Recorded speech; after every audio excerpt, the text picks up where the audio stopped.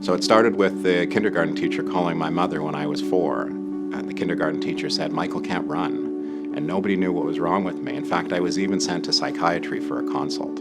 They thought it was in my head. You know, at the face of it, you might see me as someone who's tall. I'm 6'4", I'm relatively strong.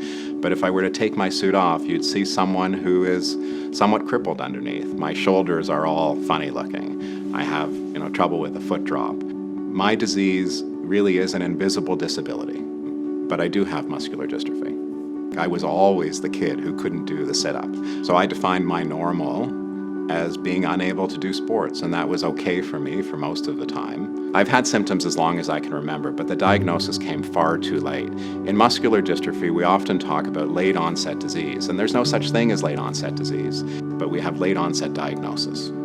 It took roughly 35 years for me to get that answer, which is far too long. I can go to a patient meeting, and there are patients there on wheelchairs and ventilators with exactly the same condition that I have. But even for patients who are in a wheelchair, many of them don't have a genetic diagnosis, and we need to do better as a community at helping people get answers. Muscular Dystrophy Canada is in a great place to help direct that future.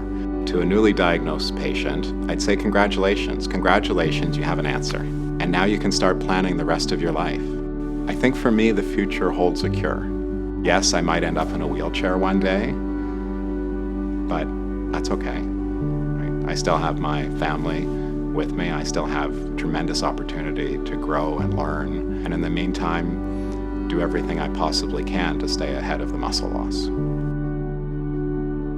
My name is Michael Gottlieb, and I call it FSH.